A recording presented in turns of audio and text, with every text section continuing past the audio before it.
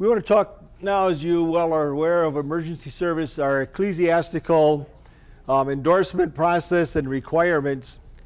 That I'm going to refer you to the magazine that's in your book that has Jim Wright's picture on the front cover. It's also posted at the post office if you want to see it there. Not in color, however. And so we're going to pretty much cover what's in here and follow along, and then if you have any questions at the end, we'll talk about those. So to begin with,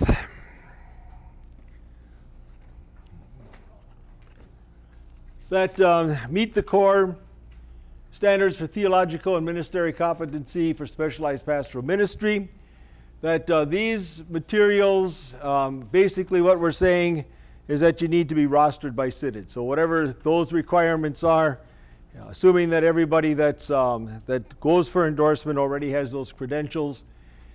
Also, we put in there 2 years of congregational training, because we didn't want somebody that just comes into a community that has had very limited parish pastor ministry, or even if he comes into a new parish, to simply take off and start working with emergency services.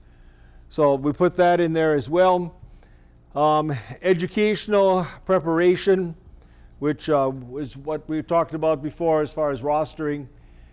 Professional credentialing by the organizations that do professional credentialing. So peace officers ministry, I don't believe they give any credentials, do they? Nope. But ICPC and Federation of Fire Chaplains do give credentials for the classes that you take, and so those are all part of that. And then any of the required written materials, and there we refer you to the manual, Specialized Pastoral Ministry, which is available online. And the manual outlines all of that part. I think it refers to, in your booklet here, a certain section. Section 1C of this manual outlines and indicates what all of those are. So it can be downloaded, and you can have your own personalized copy. Unfortunately, Joel won't be able to sign it because you'll copy it off the line. Next, we have specialized coursework. So 49 hours of law enforcement are required, 47 hours for fire. And these deal with the pastoral care skills, pastoral intervention skills, and national incident management system. Particularly on this part, that we're looking at the courses that these organizations offer. And the pastoral care skills, you can see where they get the 47 hours or the 49 hours from at the bottom of page 2. That there it makes reference to the number of hours that are used and that are accepted. For the required written, or for the National Incident Management System, that we require their course 100 and 700. How many of you have taken the NIMS class online? So you're well familiar with that, the 100 or the 700 would be the first course to take, the 100 would be the next. These two are available at line. You can do them at your leisure. That they will give you the certificate for it, or send you the certificate after you complete the course and satisfactorily take the examination that goes with it.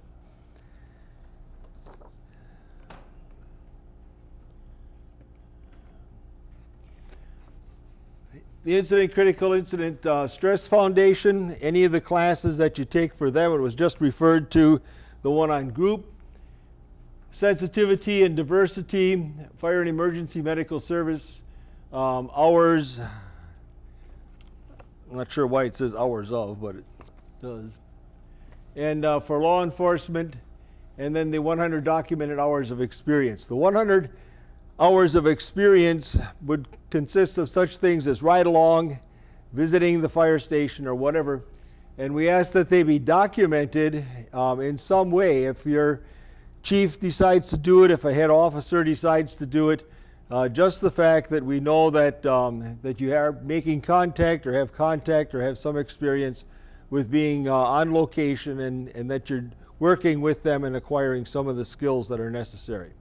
Bill? Yes, sir. Bill Anchor has created a form. Oh, okay. Oh, you have now, huh? We'll have a form on the website soon that's just a little Excel spreadsheet. And we're looking at you putting down what the activity was in a very general way, and the number of hours and the date, and then a sign off by whomever, whether that's a chief or some other kind of supervisor or command person. Yeah, it's not specific in the sense you might say ride along. We don't want to know who you rode with or anything like that. So. Okay, and can be signed off by anyone, right? Anyone from the department or agency that you're serving. Okay.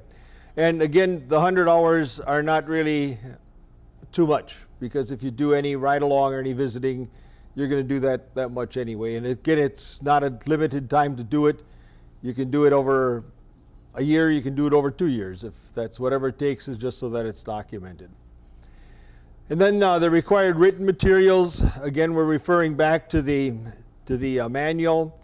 That again, standard E indicates all of what those are, with the exception of item 6. And what that is asking for is the different type of verbatim that you use. I think we're still using, we're sending them the verbatim to react to, right? Well, there is one verbatim is required, and the outline is posted on our website.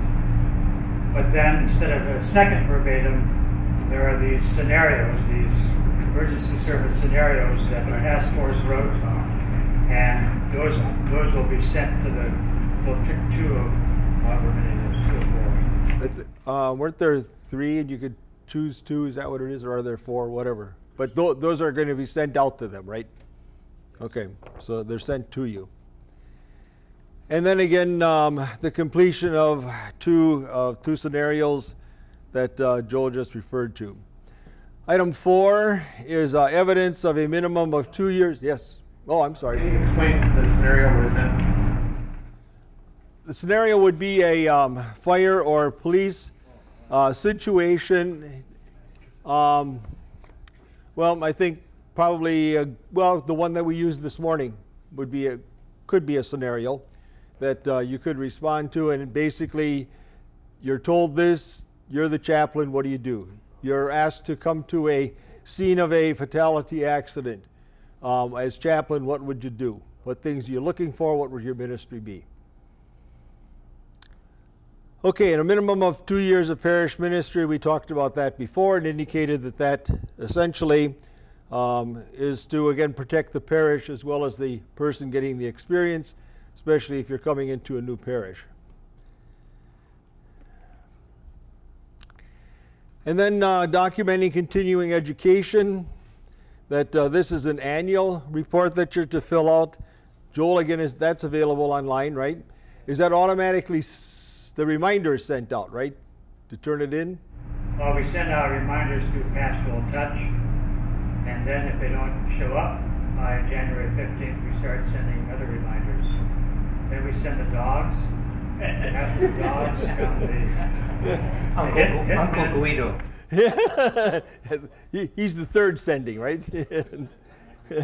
And again, it's not a form that takes a whole lot of work to fill out, but attending all the different trainings that you do, be sure that you keep track of the hours of them, because that's one thing that's asked on there. So if you don't put them in one place and keep them in one place, when it comes time to having to record all these things on there, you're scrambling all over the place to try to find them. So it's good to keep tabs of those as you take them and record them. I think a sample of one is what John referred to earlier in your packet today, the number of hours that you'll get for being here today. And then also submit a letter of reference from the agency being served, again, to indicate that you are recognized by that agency as being their chaplain, and that you're in good standing with that agency so that we know who is there.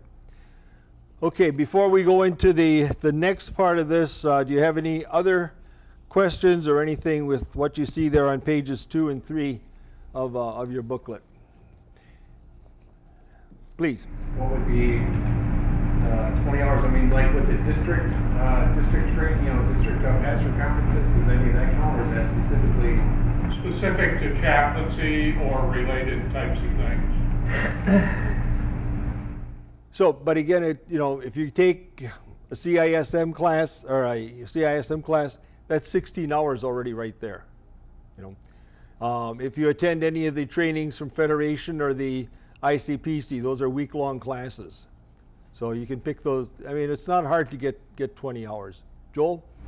But to be fair, and just to maybe qualify a little bit what Bill said, we want continuing education that supports emergency services ministry. However, for example, if you were to stay on these next 3 days of specialized pastoral ministry, we're also listing as part of the continuing education the peer support group, like tonight, if you stay for peer support group. A certifying organization like Association of Professional Chaplains, I can't speak to ICPC or FFC, but a lot of them will not give credit for those kind of soft hours for like peer support or like Bible study. We're giving continuing education credit for Bible study because I think it contributes to our competency as pastoral care providers. Certifying organizations would not agree with that.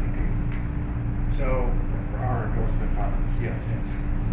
So what we're saying is we want a variety of things, not just specific to emergency services, but other. Yeah, we emphasize emergency services, but if you can justify it in terms of in helping you and your ministry within emergency services. Right. That's really kind of the whole idea of this, is to make it something that can really prove that you should be endorsed as an emergency service chaplain. But it's well worth the effort. The fellows that are here that have gone through it, that you can ask any one of them what the process is like and the fact that it was beneficial to them to do it. Again, if you've been around for a long time, you can put the information together in a lot quicker time than what you're doing if you're just starting out, right, Bill? I think that's what the guys that took it found out to be the case.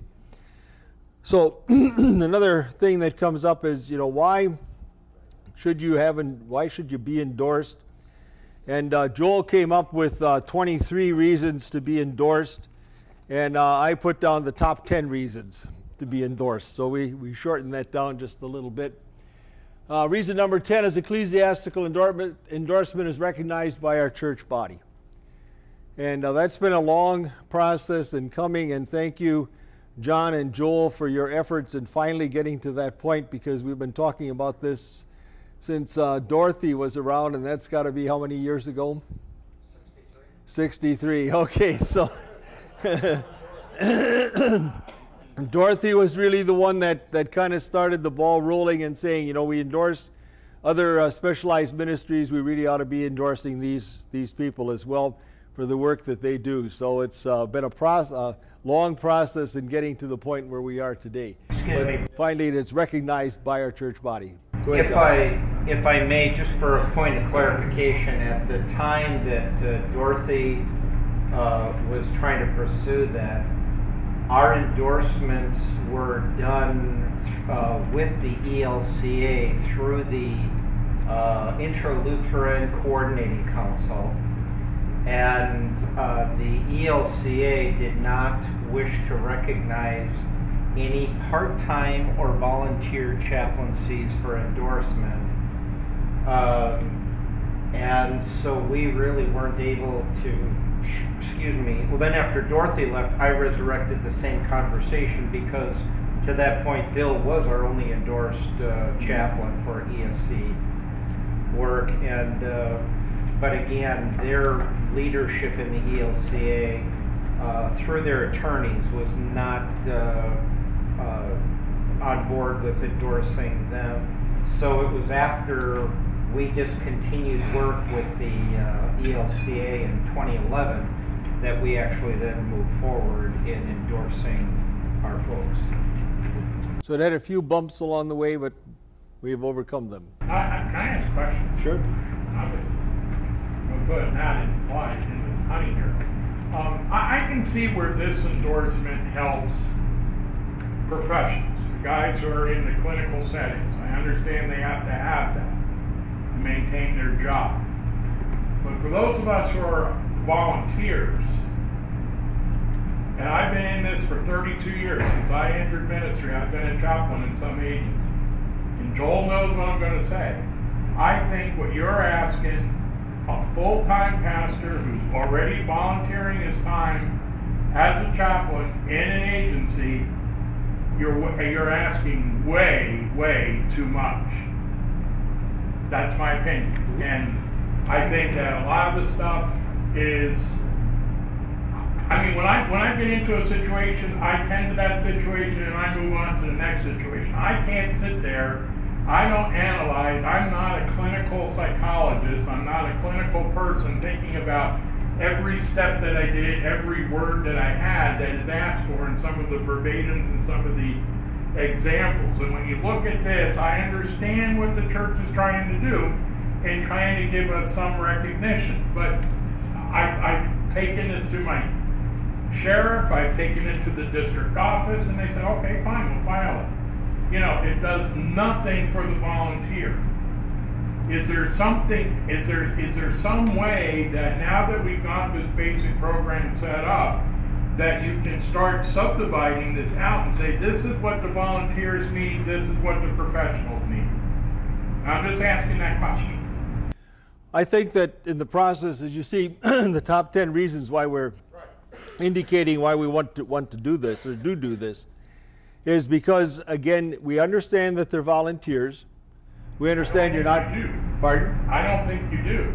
I would think, at least from my point of view, having gone through it, that you know, I accomplished it. 7 more people that are here today. I did too. I went through it in 3.5 months. Is what we had to do it in. Right. You know, and that was for me in Florida. That just happened to be the busiest time of the year. I wasn't sitting around twiddling my thumbs. That was between Thanksgiving and January, the second week of January. We had to have this thing done. You know, and that was just crazy. Well, that was because it was the pilot that doesn't apply to everyone. You can take whatever time you need. I'm not arguing that it shouldn't be done. I'm just saying that I don't necessarily think that everything that you're asking us to do is beneficial to us out in the field. You know, there are a couple of people again. Yep. Go ahead, Ken. I know a few years ago, and I don't know exactly which annual it was in, but sometime between 2001 to now, I was listed in as an Emergency Services Chaplain in the annual because my DP put me in. Why are we going beyond that? I'm speaking on the volunteers. I know in the state of New York, where I've got 450 chaplains across the board in the state as part of the association. What we're hearing all over is everybody is just dumping more stuff on everything. To be a firefighter, we've got OSHA all over us saying we need this. The hours that are now being demanded to do some of these positions are just absolutely ridiculous. And most of the chaplains in the state are not. There's a lot of knife and forkers. That's what we call those who go to the dinner and do a prayer. Most of them try and do a little bit beyond that, but it's just, there's an awful lot that you're asking here that I think is a little bit above. There are some of us who, I went to Federation, I got my full Federation already done. That's been done for 8 years already. Most of this I have. And we encourage, in our state association, we encourage them to do these things. But it's doing it at the level that they feel most confident in. What their departments want. Some only want knife and forkers. Would you like me to? So the Board for National Mission, which is the entity in our church body with our structure that sets the policy for the programmatic ministries in the Office of National Mission. So the Board for National Mission had indicated that anybody who serves in a governmental chaplaincy is to be endorsed, to be serving in that chaplaincy. So the requirement was already there for anybody serving in a VA chaplaincy or a Bureau of Prison chaplaincy or in a prison, a state prison, that kind of thing. So as we looked at that and we were identifying what you're calling the volunteer chaplaincy, one of the questions we asked ourselves as we got the task force together, is there anything that you would say an individual has to have in order to function capably as an emergency services chaplain? And they identified parish experience, they identified the specialized training that comes through either like ICPC or FFC or Peace Officer Ministries, those kinds of things. And then to get the experience under their belt, it was the ride-along hours. So these standards came from your peers. That's not the problem. And I'm also hearing you say that you even encourage people to get these hours for this training. The maintenance of that endorsement requires 20 hours, which we're very, very flexible with what constitutes as 20 hours. You could be doing some reading in your own chaplaincy journals that would meet those requirements. You can be attending these kinds of things, these retreats and educational opportunities. That's why we made it a priority for our funding. You get yourself here and we provide you with at least half of the hours that you're going to need for the maintenance of endorsement. How to speak to those that are just knife and forkers? I don't know. I don't know that we can really solve the riddle for everybody's circumstance. I don't know. Yeah, I guess I'm only reflecting, I realize, for myself. I wouldn't be content being a knife and forker. And if that's what you are, I'm not sure that it's, for me, it would be necessary to be called a chaplain. I agree. Good. But that's not where I'm at in the process. Go ahead. At least for me, I'm in agreement in the fact that where I'm at, I'm recognized as, doing chaplaincy and so on and so forth. But a number of years ago when I responded to Katrina, they didn't know who I was, and what sort of credentials I carried. And let's face it, the truth of the matter is many people with good intentions responded to Katrina as well as 9/11. Many of our brothers with good intentions, but just didn't understand the whole concept of emergency services chaplaincy and became part of the problem rather than being helpful. And so if I have no intention of ever leaving my area, I don't need any credentials really, is the bottom line. And for me then to respond to Katrina, correct me if I'm wrong, it's essentially saying that you are documenting the fact that I have the proper training. Doesn't necessarily mean that I'm going to be doing the right job, but I have the proper training to respond. Is that? Well, disaster response chaplaincy is different than emergency service chaplaincy. Disaster response chaplaincy is sort of the next step further. And there are a few of you who have come forward for that and have gotten the additional credentials for that. And Bill would have that off the top of his head. I don't have it. But yeah, the emergency services chaplaincy endorsement is for local police and fire kind of chaplaincy. Disaster response is nationwide. How does the additional endorsement for disaster differ from what I've already been certified as through our district for disaster response certification for Lutheran early response team. How does that differ? Can we hold that question for Okay. a few minutes? Because that's my presentation coming after Bill Wagner's. And bring it up again, I'd be glad to answer that. Okay. Yes. Rich, I hear your concern. As a professional chaplain, I have always had a concern about people who come forth and say, I'm a chaplain, because it sometimes undermines those of us who are professionally trained. Correct, I agree. I don't believe the whole thing of the ecclesiastical endorsement is questioning anybody in here at this point.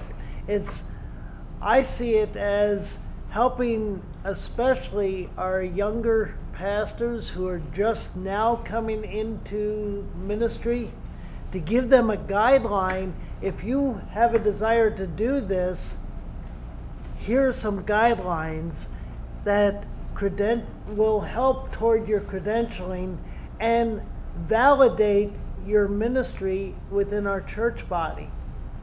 And I would endorse that. I would highly recommend.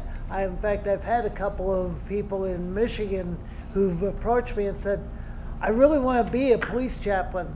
And I've suggested to them certain things that they should do, and their response was similar to yours. And I said, you know what? As a chaplain, I'd really like you to suggest jump through the hoops so that what you do out there will be the right things and be a good witness to our church and to your agency, because they see you. And if you all of a sudden are doing things that are contrary to ministry, it does a disservice, a greater disservice, especially because it feeds down to those of us who are, quote, professionally. I don't know what a professional chaplain is, but You're in a clinical setting. I'm in a clinical setting. But I do expect that of my on-calls. They have to have, I do request that they have an ecclesiastical endorsement from their church to be a part of my on-calls at the hospital, because I want to know that their churches are backing them. Now, what does that mean from other church bodies? I don't know. But I want them to be accountable to their own church bodies for what they're doing to help me out at the hospital. I don't know if that answers the question. Well, I understand what you're saying. I'm not arguing with anything you said. That's fine. But we do have a number of young men coming into the ministry right now that do have a strong desire to want to do the work that you and I have been doing for years. And I'd like to encourage them. Make sure you get the right training and get the church's backing, so that you're just not out there doing lone wolf type things, and you've got accountability. And if push came to shove and you need some backing for what you did, at least let the church be of assistance to help you. I think we had a comment over here, and then I'll come back to you, Ken. Well, is there a statute of limitations on some of the training? I guess a question to you, like my 10-year-old CP, is that, that's still allowed? Your CP is still good. Who was your instructor? The 20 hours a year, I guess a question, like you say, you can make it up pretty quickly. I'm just curious to see how that's going to lay out. Like, for instance, I'm starting PLI, and so if 1 year, I'm heavy into that aspect of my life and time and church budget and stuff like that, I might not do any chaplaincy classes that year. So would that then kick me out and throw my endorsement out for? Okay, Joel, you want to answer that? Those are good questions that we have not yet considered. And I would say present what you're doing in PLI, what you're learning. And if it looks like 20 hours of continuing education that lends to increases your competency in pastoral care, and then you can justify it. Okay. Bill? Yes. Oh, I'm sorry, I'll wait till Ken. Okay. You're going to yell? The question ultimately is in relationship to other denominations across the board. Are we behind the curve, at the curve, or are we ahead of the curve? And I think my impression is we are so far ahead of the curve that I think this is where the problem is. Is anybody else even close to this kind of level of endorsement? Because most that I know of don't seem to be. I may be wrong. They are not currently, but they are, in fact, just at the last religious endorsers meeting, so I meet with the religious endorsers of the other denominations. And they are all beginning to review, in part because chaplains, even volunteer chaplains, are being seen by some entities regarding liability purposes as representative not just of the congregation, but of the denomination. So at least the denominations are understanding when we have to have a proper process, and so they're getting on board, and we have shared our requirements and our whole process with other church bodies. And I will tell you, have they been really impressed? Yes, they have. But there isn't anybody who said that their chaplains don't already have this level of training. But what they never incorporated into it was the written documentation that we asked through the application, as well as a maintenance of endorsement. So that's where a part of that is going. I will tell you, both in ministry to the armed forces as well as our specialized pastoral ministry, LCMS chaplains are well respected in their professional fields because I think we have a long history of requiring and insisting on endorsing quality people who are mature but also have had the proper training.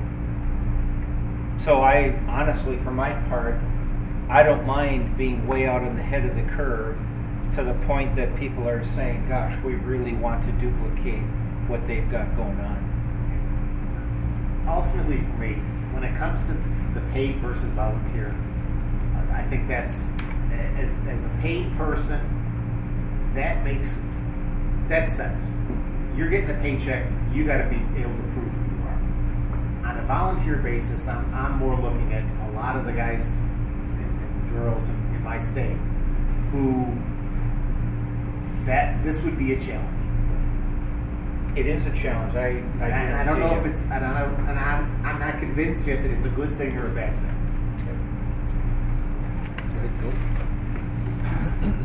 I made 4 notes for myself. One is, I think you heard John talk about this, that the Office of National Mission is requiring it. It's a policy that's now come down from above. And so the expectation is if you're in a government-related ministry, you will be endorsed. You're expected to be endorsed by the church body. Why? Because the church body wants to be able to trust you out in the community representing the church body. Now, however you feel about that, that's just the reality of what it is. The second thing is, and this is far more important to me than what the Board for National Mission expects, the people you and I serve deserve the best possible pastoral care from you and your emergency service chaplaincy. That's the bottom line. The best possible care. Now, a lot of you are, quote, grandfather worthy. You know, you can come through the grandfather process without a great deal of difficulty, given that, and the grandfather process, I guess Bill will get to, is already written out. Your job will have to be to demonstrate that you have the competency. I don't doubt that you have the competency. When these 10 guys came before this organized process that we had, I didn't know them, but they certainly demonstrated to me that they were competent in the emergency service chaplaincy. They also demonstrated to me that they had some additional continuing education, some additional learning to do. They didn't have it all together. None of these people here, including I, have it all together. So the expectation that you keep learning and growing is a reasonable one, I think, for any of us. So you're caught up in a transition right now. You're in a transition period when we're moving from not having anything except Bill to having all of you ecclesiastically endorsed. And there are certain standards and credentials that this task force has put together that I trust because of their experience, and that's been tested. You can resist it. That's your right to do that. John said, please don't throw the Missouri Synod under the bus. If you're not going to go through this, that's going to be your call, and that's going to be between you and your district president. Not going to be my issue with you.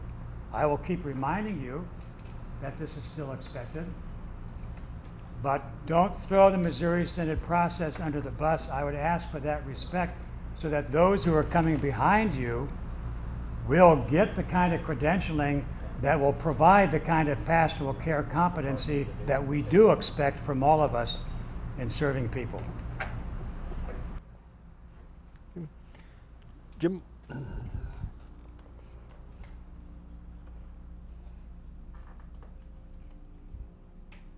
I was a part of the first initial class and group, and then also with the task force, and we really looked at these standards that we're going to have. Are these too hard or not? Mm-hmm. And we really wanted to have some kind of a standard there, that maybe this isn't for everybody if they're just attached to a local fire department or police department for ceremonial reasons, or a once in a blue moon call. But we were thinking of people that are active, and I'm a volunteer. I think all of us who are on this are volunteers. So we looked at ourselves and said, you know, what kind of training have we had, and what could normal people in the parish ministry do over a period of time?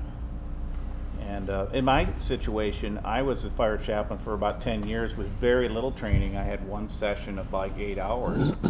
And then when I moved to another place, they were asking for more and asked me to train people. So we had to develop something and tried to look to our state requirements for associations, and came up with curriculum. So we looked at what the state was asking, what the local association was asking, and tried to incorporate some of that, not all of it. So whether you're paid or whether you're a volunteer, there really should be some standards. That doesn't mean that your local civic organization can't just say you're our chaplain with no training. Mm-hmm. But we thought the Synod, as a professional organization, ought to have some worthy standards, and not too difficult that nobody could make it, but what your local organization would want you to have, plus some theology. And make it a challenge. Yeah. Okay. Yep. Bill? I'll tell you a personal story. When I heard about this process, I said, what do I need this for? I've been a volunteer chaplain with Illinois State Police for 20 years. I've gotten some good training from them and from other places. It's volunteer. I do it on my day off. Well, now I'm retired, so every day's a day off, but what do I need this for? And I looked at the requirements. That's a waste of time. Lots of people can tell you that I'm a pretty effective chaplain in a lot of situations. I don't need to document all of this. A lot of the stuff you guys have been saying, I agree with you. Until maybe it was one of those Holy Spirit moments, I don't know. But I had been saying, why do I need this? And at some point in this process, I changed the question. No, God changed the question for me. The synod needs me to do this. Not to meet some requirement, not to make the office of whatever happy, but the synod needs to know that there are qualified people in emergency services chaplaincy who can serve in their community, their congregation, and the synod at large. And when I went through the process, I don't like writing. I'd rather do a video or a PowerPoint, but I had to write down some stuff. I've been a pastor 37 years. I think I got my sense of pastoral theology pretty well figured out. But you know what? When I had to put it down on paper, it was a challenge. But it was a good challenge. And it's not a, write it and you pass or fail. I wrote it, and then I got this nice email back from Joel, and it said, oh, this is great, and this is great, and this is great, Bill, but what about this? And there were a couple more probing questions. And the whole process back and forth really was helpful to me. I didn't think so at the time. I thought it was a pain in the... But it really was helpful to me. And it really changed my thinking. The synod needs this. For Illinois State Police, I'm not only chaplain, but I'm the regional coordinator for all the chaplains in the southern part of Illinois. Region 4, we call it. And we got some really great chaplains, and then we've got a couple that probably shouldn't be chaplains, and there's been at least one over the years that I had to go to command and say, we got to pull the plug on this guy. He cannot be a chaplain. Now, fortunately, none of those were LCMS pastors, but it was obvious that the process that the state police was going through, which was basically pass a criminal background check and get a letter from somebody. Mine was from my district president that said, this guy's okay to be a chaplain. That was it. And it was obvious the process wasn't as good as it should be because we had a couple people that shouldn't have been chaplains. Will the Illinois State Police, give me an extra star on something because I'm an endorsed chaplain? Nope, they won't. But the Lutheran Church Missouri Synod recognizes that I've reached a certain level of competency to be able to be called ecclesiastically endorsed. And when we went through the interview part of the process, I was told at the end of my inquisition, no, it wasn't an inquisition. It did remind me of our theological interviews, way back 37 years ago, which, were at the time traumatic, but now I see the value in them. But at the end of that, one of the things that was said to me by way of feedback for me personally was, you should be teaching. Well, how do you get to teach future chaplains? Well, the first thing is there's got to be something that says you know what you're doing, ecclesiastical endorsement. So I would challenge you guys who are veterans to try to set aside the obvious question, why do I need to do this, and to ask yourself some other questions.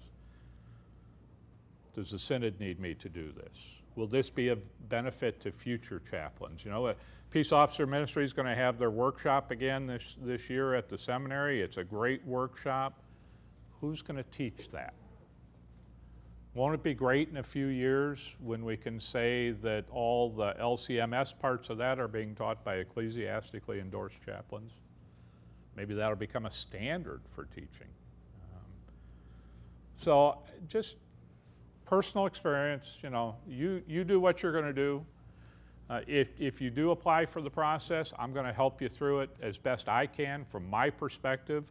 And my perspective was kind of unwilling to do it, but now I'm very appreciative of the process, and I'm going to help you get through it if at all possible, and I know it will be possible. You guys are all well on the way to doing that. But anyway, Think about what question you're asking. I think after, the honesty that's been shared here today, and I do appreciate that, and I hope you appreciate where I was coming from. Oh, absolutely. Yeah. I think the perspective is a little bit different. If you're looking at this for future generations, yes. But I still feel down in my heart for the guys who got to be grandfathered in. It's just, I think some of this, I love all the training material, all the ICPC, all that stuff, that's great. I love going to those conferences.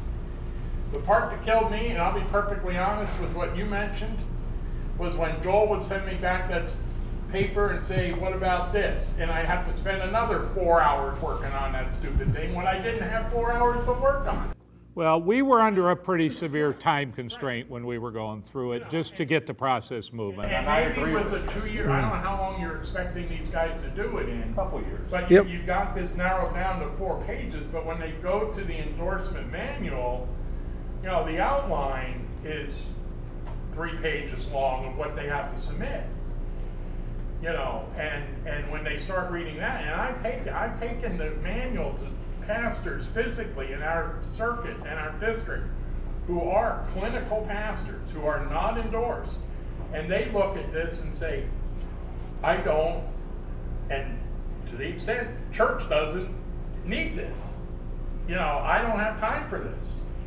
And that's what I'm saying. If we could soften this grandfather thing in and get more guys endorsed, that's what I'm asking. I'm not saying that they shouldn't have all the outside training. I think that's absolutely critical. I've been taking training all along, and I think it's great. But I think that there does come a time when there's an unrealistic expectation that even the higher-ups in Synod who are not in parish ministry, and I'm not talking about you two. You guys have been there, you've done it. You've been out in the field. But there are certain people who look down at us from their glass towers and say this, and this has to be done, and we're saying why? Because we've been there, we've done it. And I'm not arguing with you here locally. I'm just saying that I think that if we're going to tweak this and if we're going to work through this and we're going to encourage these other guys to come into it, all this needs to be explained up front, and clearly articulated as to what's going on. Because my district president, I'll be honest with you, came right out and said, I don't know why you're doing it. So, and I know this being videotaped, but you're on the north side, right, of your career. So. But I think there has to be some more work done from the hierarchy side down to the district president sides to say, this is why you should be encouraging those of your district who are working, and I don't know if volunteer chaplaincy and sheriff department is government agency, but working as a volunteer chaplain should be endorsed. Because I don't think all your district presidents are on board with that.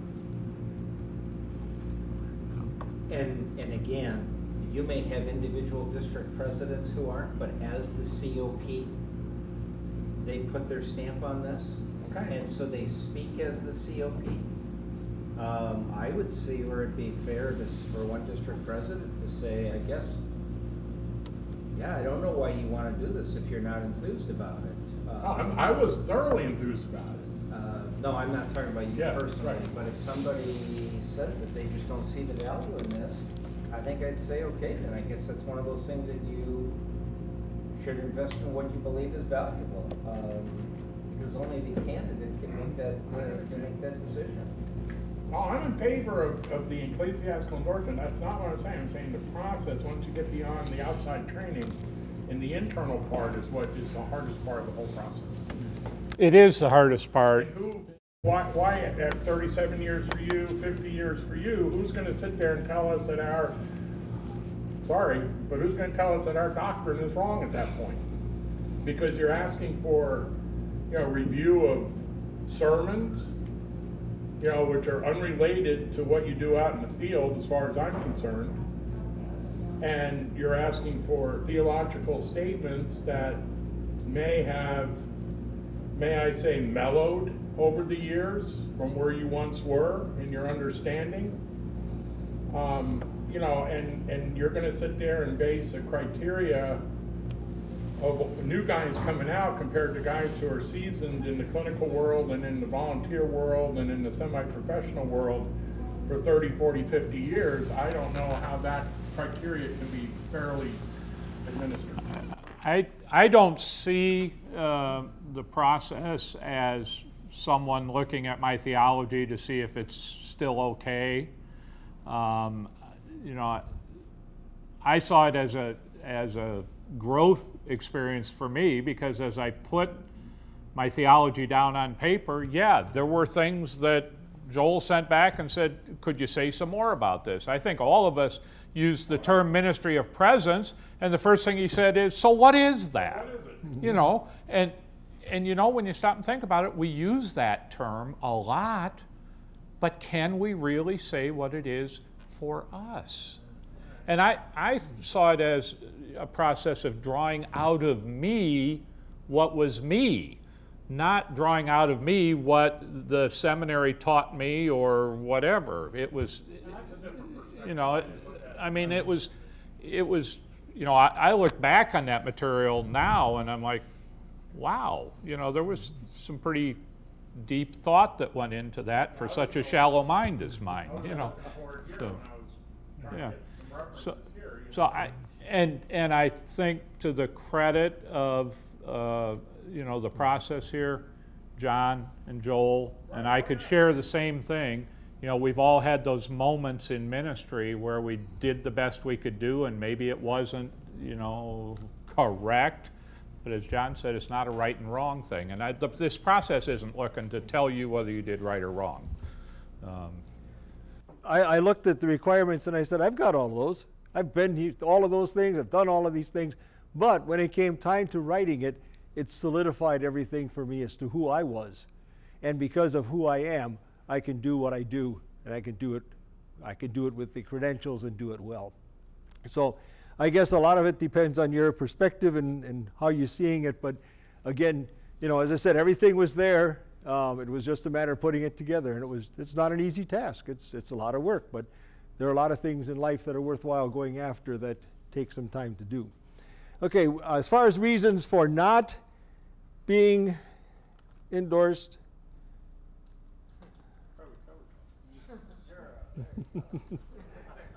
Okay, we're going to take 15 minutes, Joel. Do you have something on the grandparenting? Oh, did you? Yeah, we can. Oh, okay. We got time to do that yet? Okay. If you look, I'm sorry. Oh, go ahead, please. On the grandparenting, just looking online at the application packet, is that the one for grandparenting? Is that the one for everybody? Is it the same application for both, or is there a separate? Last page of your book.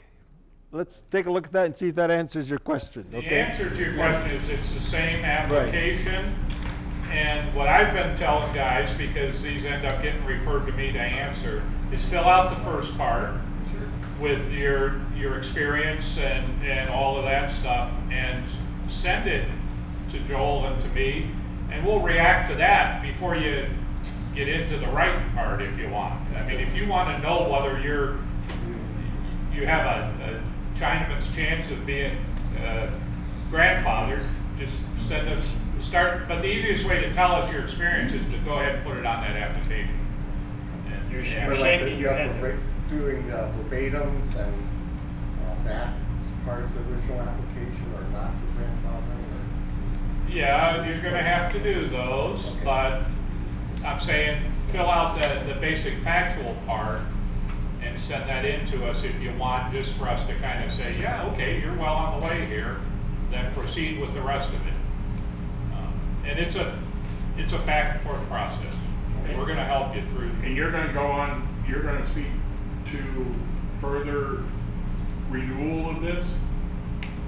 Can you speak into that? Renewal in terms, I mean, like in 8 months, you and I and Roger and everybody else has got to go through some process again in order to maintain our certification, of which file your report by January 15th with your continuing education. Right. That's all you're expecting, is a continuing You're education talking, degree? I think you're asking about the peer Right, consultation, yeah. peer review. Right, Yeah, once every 2 years, right, those of us who are endorsed, myself included, Right. are expected to present ourselves to peers for their consultation. That's how I see this, Dave, that's how I see this whole process of application for out of the grandparent process. And what Bill was talking about, it is getting the consultation of your peers, engaging you, saying, help me understand more of this, or I don't get this, or how does this affect your ministry? It's not a criticizing, it is drawing from you and helping you to think through how you can minister in a more effective way. That's what it's about. And so once every 2 years, and we have on the website. I haven't downloaded because I filled it out for this year because I thought I had to submit it this year. Well, good. We're welcome. You can do it every year. ahead. Once you can do it once a month if you like. It is. I mean, I've been doing this for several decades now. I'm presenting myself annually for peer review because it's required. It's just an opportunity to do what we're doing here. Sit down with the guys you trust, who do what you do. You present yourself and say, I'm struggling with this, or I've just learned this, and I think this is really exciting. Let me share this with you. You get their feedback. That's what it's about. Okay, the other thing with the grandparenting to point out is that there's just a window of opportunity with that started in January and March 1st of this year, that goes through February 28th of 2017. So about 2 years if you want to do the grandparenting process, that you have 2 years to get that finished. Otherwise it goes back to everything else. Okay, anything else?